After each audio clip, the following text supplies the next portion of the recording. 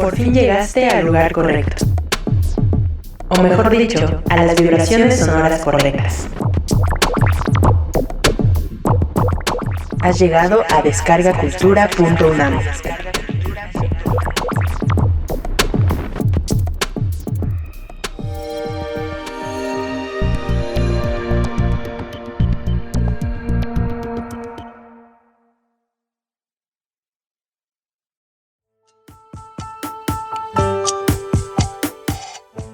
Lo asumo con demasiada emoción. Sí, creo que si no hay emoción, no hay aprendizaje.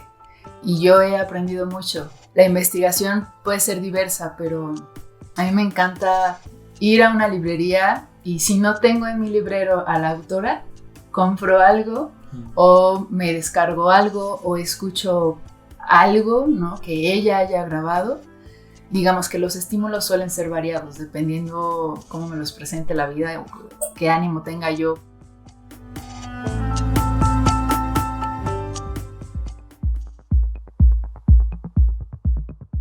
Bueno, pues qué gusto estar aquí en este nuevo episodio del podcast de descargacultura.unam. Es un placer estar acompañada de mi querido Isaac Regalado para presentarles a nuestra super invitada de hoy.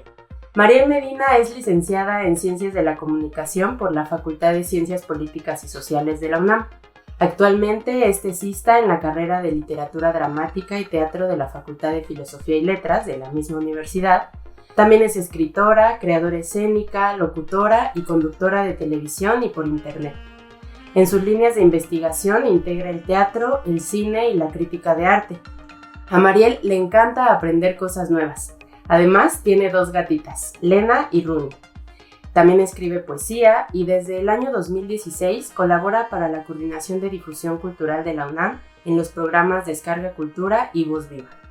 Qué gusto compartir contigo este espacio, Mar, como tantos otros aquí en Cultura UNAM. Bienvenida. Ay, muchas gracias por invitarme y espero que fluya bonito esta conversación. Seguro así será. Hola, Mariel. Hola, Isaac. Pau. Bueno, a ver, una de tus más frecuentes colaboraciones ha sido en la serie Vida y Obra de, que originalmente se creó con la finalidad de dar a conocer el andar de diversos personajes en varios ámbitos de la cultura. Y ahí podemos escuchar biografías sobre Marie Curie, Zapata, Da Vinci, Churchill, varios más. Pero tú le has dado un giro interesante y es que todas las colaboraciones en esta serie tú las has hecho específicamente de mujeres, sobre mujeres que han sobresalido en diversas áreas del conocimiento.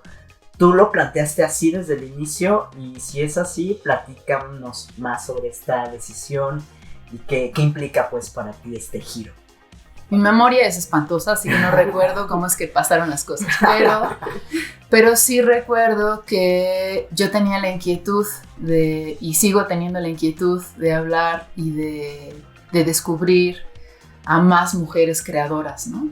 Mujeres que hayan escrito, que hayan actuado, que hayan sido músicas o compositoras, etcétera, etcétera. Porque yo, veo mi librero y lo veía antes y veía puros escritores, ¿no? Entonces dije, ahora necesito profundizar en la creación que han hecho las mujeres, ¿no? Y bueno, acá gustosas me aceptaron la propuesta, o fue una propuesta conjunta, la verdad es que no recuerdo bien. Y entre que yo he dicho, pueden ser estas las autoras que podríamos, y entre que han dicho, también podrían ser estas, acá te pasamos otras tantas, okay. Y entonces ahí se ha hecho una selección, espero que siga extendiéndose, ¿no?, en el tiempo, pues de algunas, ¿no? O sea, de algunas, creo que son 7 o 8 en las que yo he estado trabajando. Uh-huh. ¿Y de esas cuáles son las que tú has elegido? ¿Alguna que te haya llamado más la atención? Porque... creo que casi todas. Simone de Beauvoir, esa sí la elegí yo, Rosario Castellanos también, Gabriela Mistral también, Virginia Woolf, por supuesto que también había ahí un interés profundo por abordar su obra, y me quedo corta, o sea, es un momento muy corto en el que yo puedo profundizar en la vida y en la obra de una mujer, que es lo que a mí más me encanta en estos momentos. Y además siempre es necesario también pues escuchar y saber sobre otras mujeres, ¿no? Sobre las voces de otras mujeres, sobre qué hicieron, porque pues lamentablemente se quedan como relegadas, escondidas, ¿no? Y queremos saber también que nos platiques cómo asumes este reto de condensar en unas páginas y luego en unos minutos de grabación toda una vida. ¿Cuál es tu proceso de investigación, tu proceso creativo y de selección para acercarnos y construirnos el perfil de mujeres como algunas de las que has mencionado? Uy, pues lo asumo con demasiada emoción. Sí, creo que si no hay emoción no hay aprendizaje. Y yo he aprendido mucho. La investigación puede ser diversa, pero a mí me encanta ir a una librería y si no tengo en mi librero a la autora, compro algo o me descargo algo o escucho algo, ¿no?, que ella haya grabado. Digamos que los estímulos suelen ser variados dependiendo cómo me los presente la vida o qué ánimo tenga yo. Pero pues sí, la búsqueda del internet es fundamental, ¿no? Recopilo biografías tan sencillitas como una cosa así como 15, 20 cuartillas hablando de, y lo leo así y entonces empiezo a seleccionar información que pudiera ser relevante, ¿no?, cronológicamente hablando. Veo muchos videos, me gusta si hay que ellas hablen sobre sí mismas y qué opinan de su trabajo y encontrar como distintas formas en que ella se ha configurado a través del tiempo. Me gusta también ver lo que han dicho otras personas de ella. Eso también es interesantísimo. Bueno, a mí me encanta. Veo también charlas, conferencias. O sea, es una cosa así, basta. El chismecito. Sí. Es una cosa basta. Me encanta. Oye, pero entonces, de todo este universo que exploras, ¿cómo haces justo para condensarlo? Porque en realidad, o sea, no es una biografía, un perfil superficial, o sea, sí ahondas en detalles, en curiosidades de la persona, pero tampoco es pues algo súper extenso, ¿no? Sí. ¿Cómo haces? Yo creo que es como uno de los trabajos más difíciles, pero no sé, tú dime. Tengo buena capacidad de síntesis. Okay. Mi memoria es pésima, pero mi síntesis es increíble. Sí, me ciño a lo que ya está un poco establecido de dónde pasó sus primeros años, en dónde estudió, en qué escuelas estudió. Creo que eso ayuda bastante, ¿no? ¿Cuál es prepa, universidad? Cronológico. Exacto, si lo estudió, si no lo estudió, ¿no? Si fue autodidacta, de qué manera, con quién se casó, mujer, hombre, si tuvo hijas, hijos, hijes, las enfermedades también, los momentos críticos, algunas pérdidas familiares y su muerte, ¿no? Y en eso también está si ocupó algún cargo público o no, si se dedicó a la docencia o no. Sí, eso, o sea, como agarro como esas pincitas de tendedero y ahí voy tejiendo. Por supuesto que también está a la par porque estaba interesado yo mucho en entreverar la literatura, si es que hay literatura, ¿no? Porque me acuerdo de Montoya, de Matilde Montoya, que no es literata, pero bueno, se le pueden ir articulando otros detalles, ¿no? Pero en el caso de las escritoras, a mí me encanta también ver cómo escribieron, porque creo que eso llega a colarse un poquito, pues, en la biografía en total, ¿no? Y también parto de la premisa de que necesita ser un texto sencillo, corto, ¿no? O sea, que pueda llegar, espero, a inspirar, ¿no?, a las personas que escuchan, ¿no? Buenísimo, Mariel. Oye, y otra de tus colaboraciones, también muy destacada en Descarga Cultura, fue darle lectura al libro de Yasnaya Elena Aguilar Gil, titulado 3x3, en clave Malitzin, 9 aproximaciones a su figura, y que son precisamente 9 ensayos sobre la figura de Malitzin, que la propia Yasnaya describe como uno de los personajes más distorsionados en la historia por esa lente masculina, misógina, occidental y narrada solo en español. ¿Qué significó para ti darle voz a este título? Platícanos de esta experiencia. Ese sí fue un reto, o sea, los otros también fueron un reto, pero este fue un reto en cuestión de tiempo. Porque tuve poco tiempo para leerlo, entenderlo, comprenderlo y luego pensar en términos de locución. Me encantó. Me encantó porque también trabajo bien bajo presión, pues, o eso pienso yo. Y me encanta. Hay una parte que me parece que es la introducción en la que ella dice que es importante ver algo así como utiliza una metáfora como de una mirada caleidoscópica, ¿no? Y eso se me quedó muchísimo porque creo que eso lo logra a cabalidad ella en esos ensayos, ¿no? Me encantó leerla porque leerla es entrar en su mente, ¿no? O sea, entrar en cómo concibe ella a este personaje y cómo lo deconstruye, ¿no? Es fascinante. Oye, ¿y cambió en ti la percepción de Malitzin después de esta lectura? ¿O tú ya tenías como esta concepción, ¿no? de la distorsión que había tenido este personaje? No. Creo que una de las cosas más enriquecedoras de este trabajo es que todo el tiempo está abriendo el pensamiento. Abriendo mi pensamiento todo el tiempo.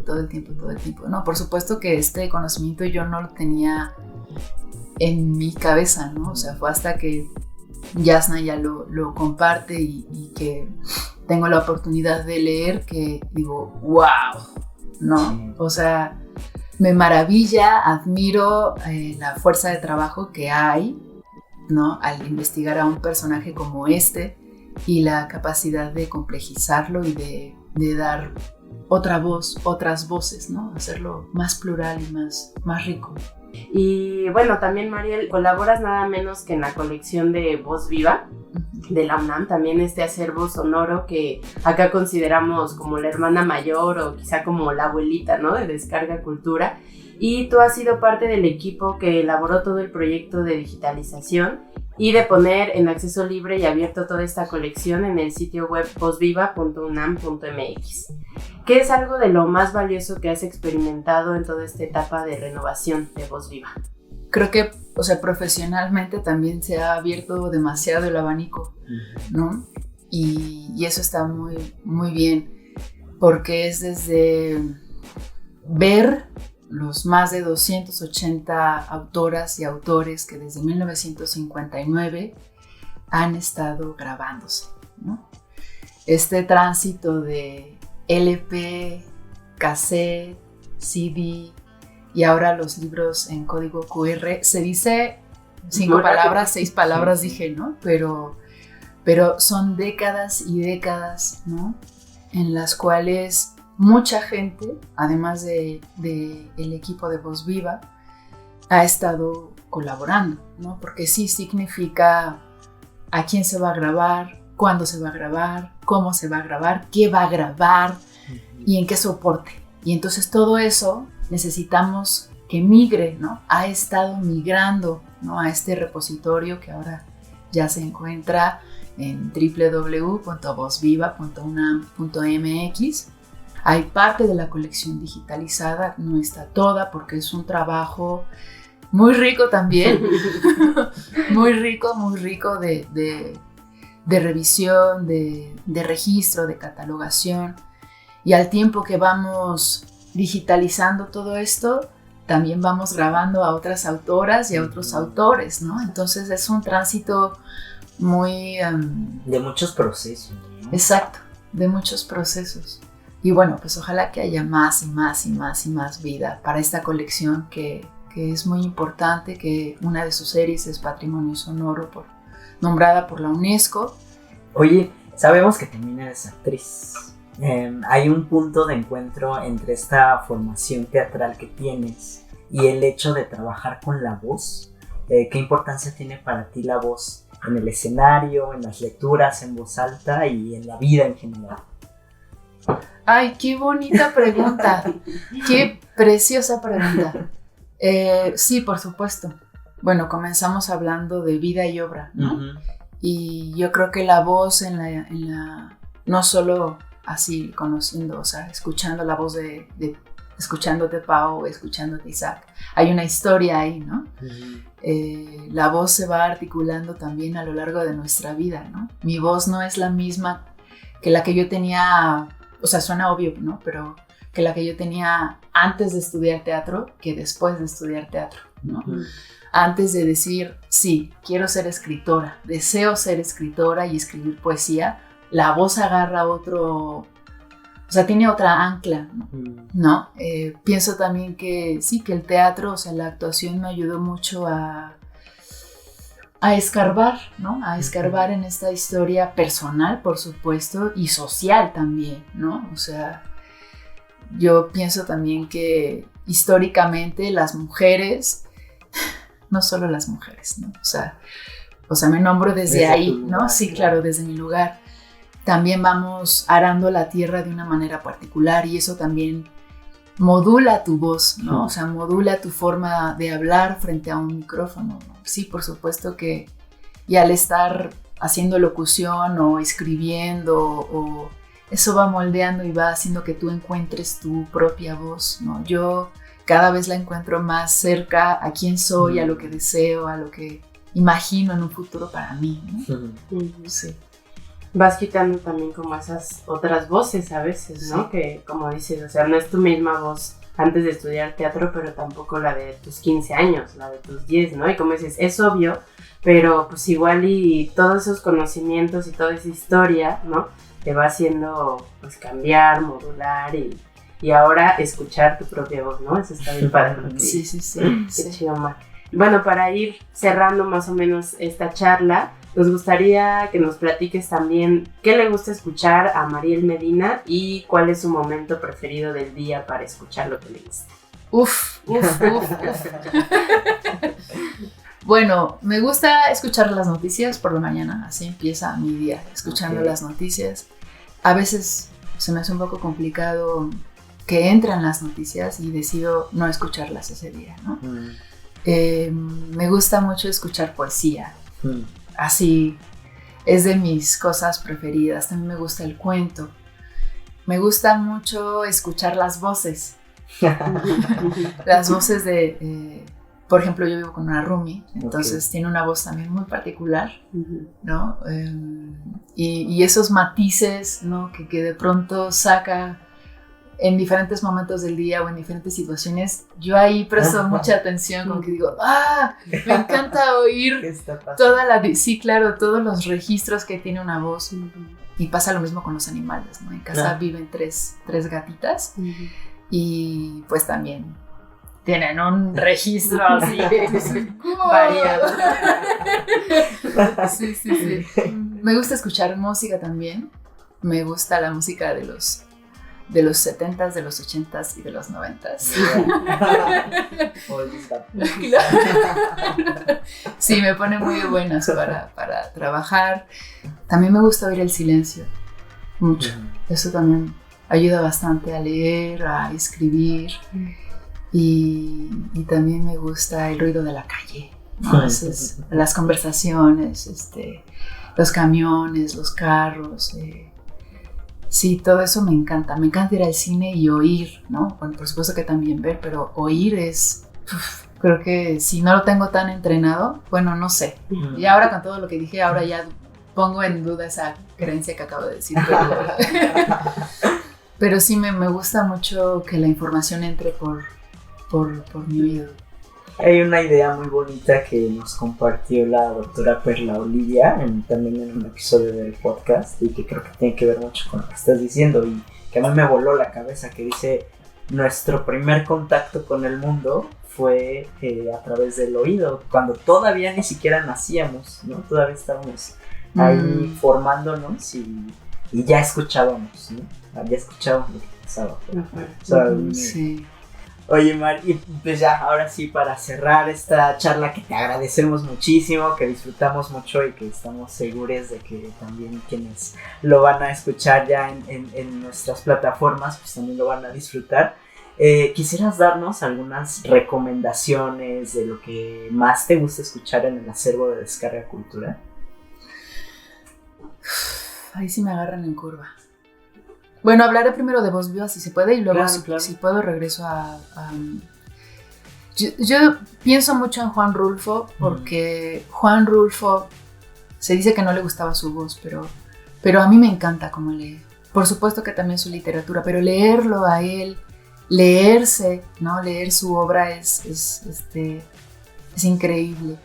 Y también podría recomendar a Enriqueta Ochoa. Yo no la conocí aquí en el trabajo, ¿no? Okay. La conocí leyendo su obra y me parece también que es imperdible, ¿no? Okay.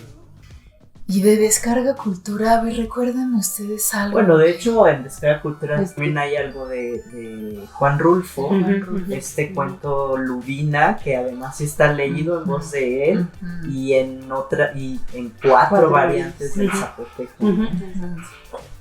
Es que ahora precisamente no encuentro algo. ¿Tienen a Cristina Rivera Garza en Descarga Cultura?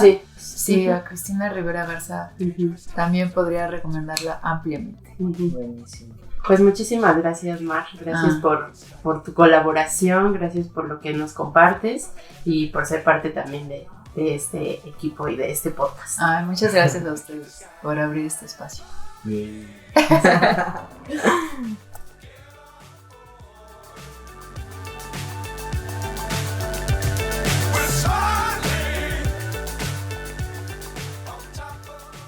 Y para cerrar este episodio vamos a escuchar la cápsula sobre la vida y obra de Gabriela Mistral, en el que Mariel Medina, nuestra invitada de hoy, participa como guionista y locutora.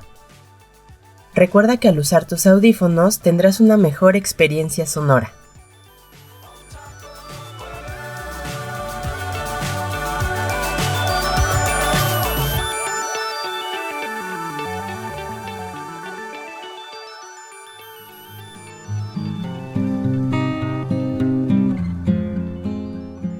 Gabriela Mistral, 1889-1957.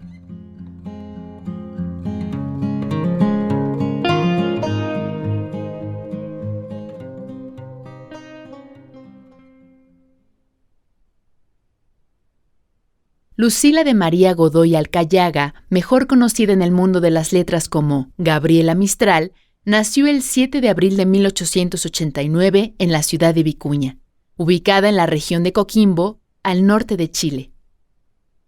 Escritora, profesora y diplomática, fue la primera mujer iberoamericana en alcanzar uno de los galardones más prestigiosos del mundo dedicado a las letras, el Premio Nobel de Literatura en el año de 1945.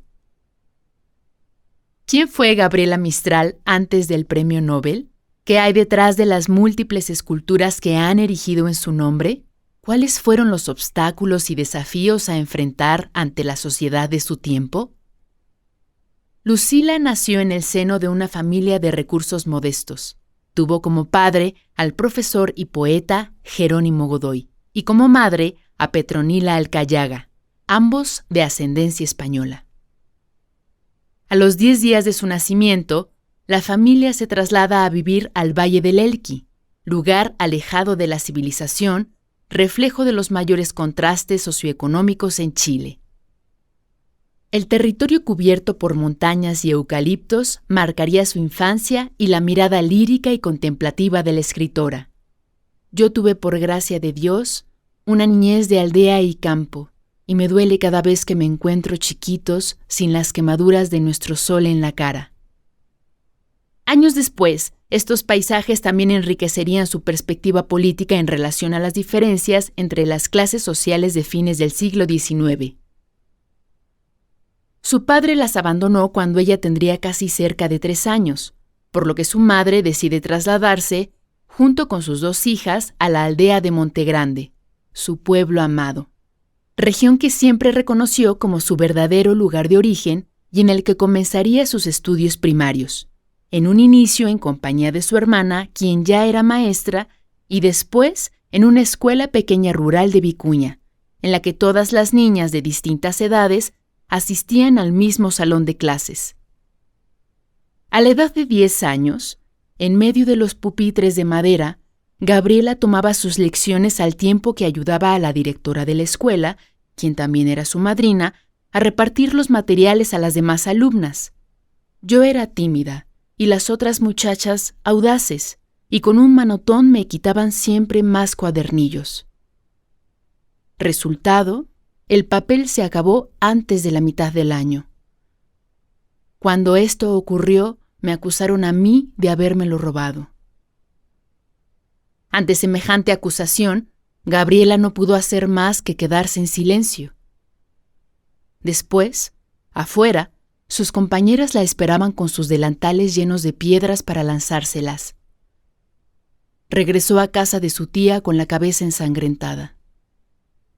Estas fueron imágenes que la escritora nunca pudo borrar de su memoria. Sin la posibilidad de ir a la escuela, se dedicaba a pasar horas en el huerto, con los árboles, a quienes consideraba sus verdaderos amigos. Su madre y su hermana comenzaron a preocuparse por el sumo recogimiento que Gabriela experimentó después de aquel evento, así que decidieron hacer lo posible por reincorporarla al sistema educativo. La llevaron a la Escuela Normal de Preceptoras de La Serena. Su madre había conseguido un cupo en esta institución para que pudiera ejercer el rol de docente. Sin embargo, fue rechazada por la directora a pesar de haber obtenido buenos resultados en las pruebas de admisión y de haber pagado una especie de fianza de 3,000 pesos, que para ese entonces era una suma considerable a pagar. Se dice que fueron motivos religiosos los cuales le impidieron la entrada. Nada más alejado de eso, pues Gabriela siempre se asumió como mujer creyente. Existen registros de que Mistral dejó de asistir a las aulas a la edad de 12 años. Esto indica que la futura poeta no contó con una educación formal y que, de ahí en adelante, fue enteramente autodidacta. Sin embargo, los problemas económicos en casa y la convicción de su madre de que Gabriela podía tener una mejor vida, la llevaron a seguir buscando una vacante como profesora. Hacia 1903, Gabriela es aceptada como maestra interina en una pequeña aldea. Ella recuerda que la directora y las maestras, que contaban con su título, no la recibieron muy bien pues no había tenido educación formal, cuestión que con frecuencia estaría presente en su vida magisterial. Empecé a trabajar en una escuela de la aldea llamada Compañía Baja a los 14 años, como hija de gente pobre y con padre ausente y un poco desasido. Enseñaba yo a leer a alumnos que tenían desde 5 a 10 años y a muchachos analfabetos que me sobresaltaban en edad. A la directora no le caía bien. Parece que no tuve el carácter alegre y fácil ni la fisonomía grata que gana a las gentes. Mi jefe me padeció a mí y yo la padecí a ella. Debo haber llevado el aire distraído de los que guardan secreto que tanto ofende a los demás. Paralelo al rechazo que sentía en las aulas por parte de otras maestras, Mistral conoció a Bernardo Osandón, periodista que contaba con una gran biblioteca, la cual Mistral leía fervientemente. Después de los días en el aula, llegaba la tarde, y con ello las verdaderas amistades como Michel de Montaigne, Amado Nervo, Leopoldo Lugones, León Tolstoy, Máximo Gorki, Fyodor Dostoyevsky y José María Vargas Vila. Asimismo, tuvo entre sus manos las obras de Gabriel de Anuncio y Frédéric Mistral. Estos últimos inspirarían su seudónimo. Gabriela fue profesora rural, una mujer que se hizo a sí misma en medio de la naturaleza, frente al mar y entre los libros. La maestra era pobre. Su reino no es humano. Así es el doloroso sembrador de Israel.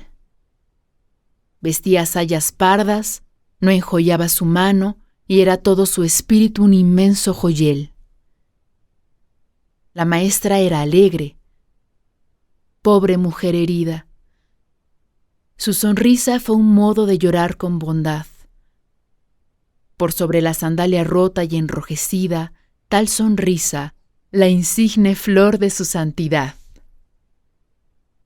Mientras era profesora interina, conoce a quien sería su primer amor, Rogelio Ureta, con quien tiempo después se comprometió.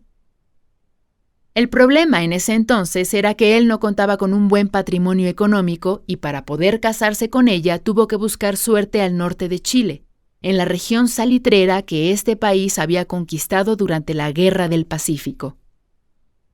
Desafortunadamente, Rogelio regresa con los bolsillos vacíos y esto provoca primero un distanciamiento y después el fin del compromiso matrimonial. Al poco tiempo, él se enamoró de una mujer adinerada cuya vida no podía seguir, y se cuenta que por esta razón se quitaría la vida en el año de 1909, hecho que se reflejaría en la escritura de Gabriela. En ese entonces, Mistral ya publicaba con otros seudónimos poemas y artículos en periódicos locales como La Voz del Elqui, Coquimbo, La Reforma y la revista Penumbra. En sus escritos se distingue una época de profundo misticismo y de cercanía con la filosofía oriental. Para 1910, el Estado comienza a exigir a las docentes la profesionalización de su actividad, por lo cual Gabriela debía presentar un examen en la Escuela Normal de Preceptoras de Santiago. Ahí conoce a la directora Brígida Walter, quien al intercambiar algunas palabras con Mistral, en vez de exigirle un examen formal, le solicita redactar un ensayo y con este alcanza el nombramiento como profesora de Estado. Durante los siguientes 10 años, Gabriela forjó una carrera pedagógica en innumerables regiones de Chile, desde Antofagasta hasta Punta Arenas. Entre esos lugares estuvo en la ciudad de Temuco, donde impartió clases a un joven llamado Neftalí Reyes, el futuro Pablo Neruda.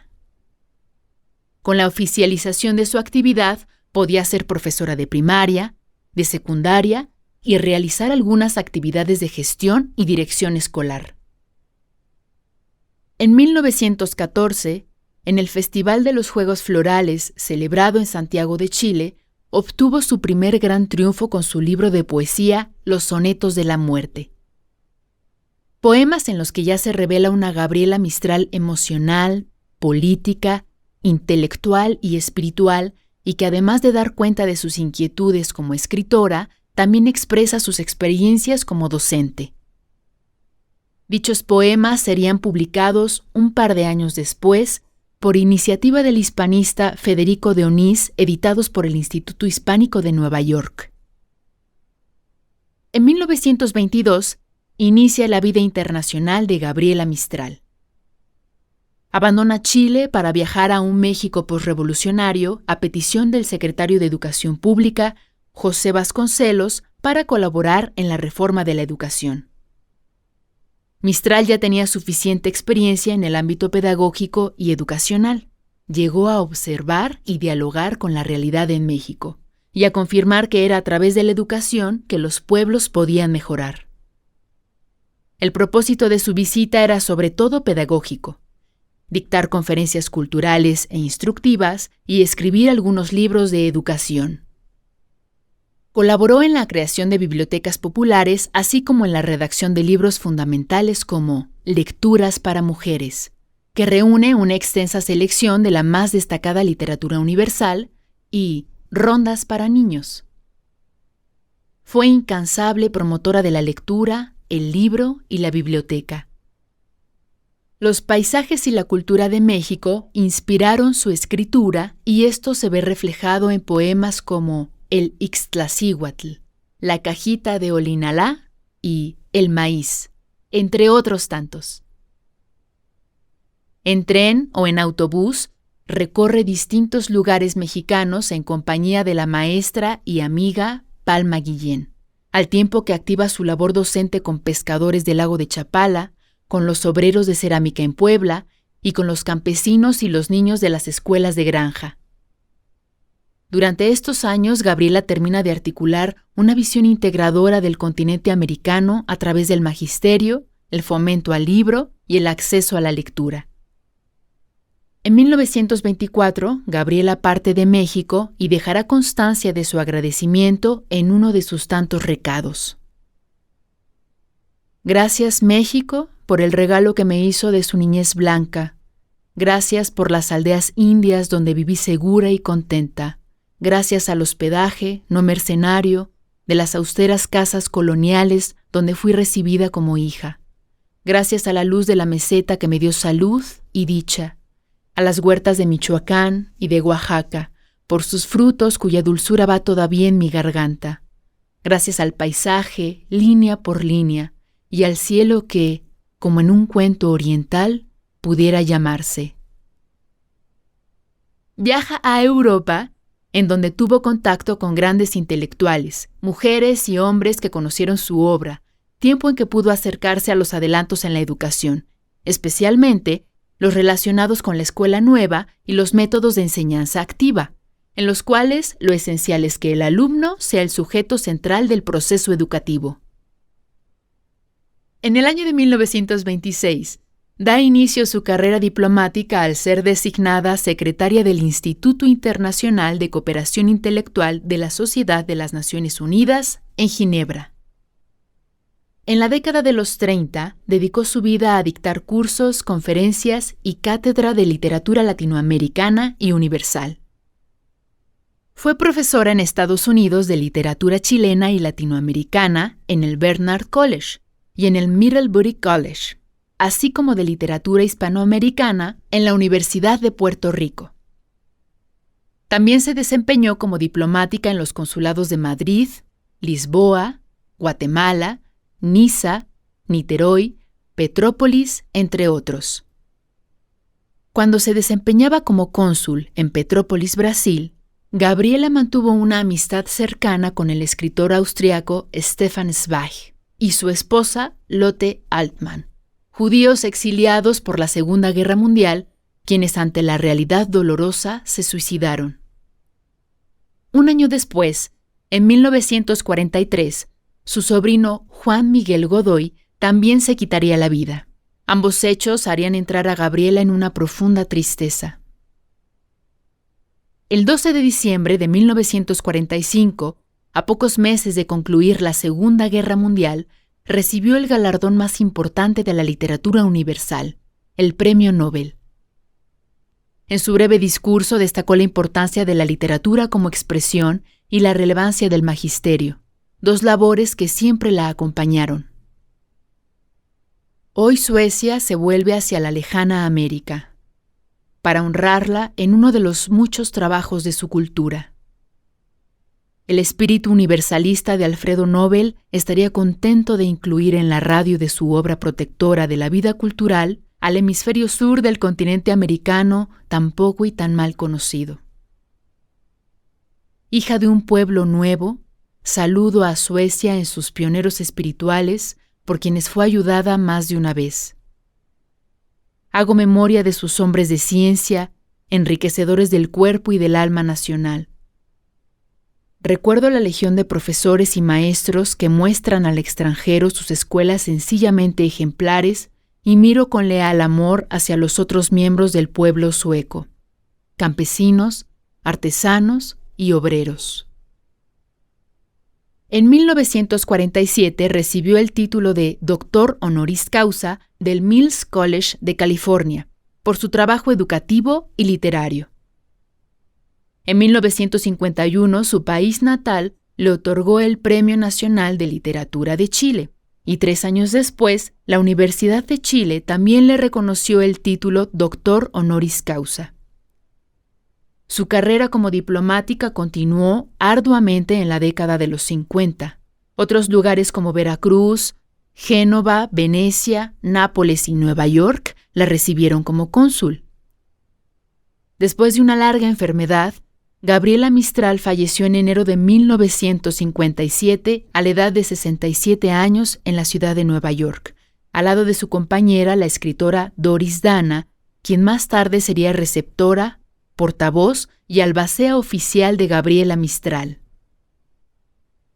La obra poética de Gabriela se condensó en algunos libros como Desolación, Ternura, Tala, Lagar y Poemas de Chile. Este último se publicó de manera póstuma. Ella misma reconoció que su obra era pequeña, un poco chilena por la sobriedad y la rudeza. No obstante, además de su poesía, escribió más de 700 textos en prosa. Crónicas, ensayos y sus famosos recados forman parte de su vasta obra. Sin lugar a dudas, la pequeña Lucila, quien con el tiempo se convertiría en Gabriela Mistral, fue una mujer que superó desafíos y obstáculos a lo largo de su vida. Una mujer que encontraba libertad tanto en sus poemas y prosas, como al interior de las aulas impartiendo cátedra con el fin de conquistar las almas a través del conocimiento. Mujer sencilla y de pensamiento hondo, sus ideas sobre la igualdad y la cultura alcanzaron a transmitirse desde Chile, su país de origen, hasta latitudes a nivel mundial.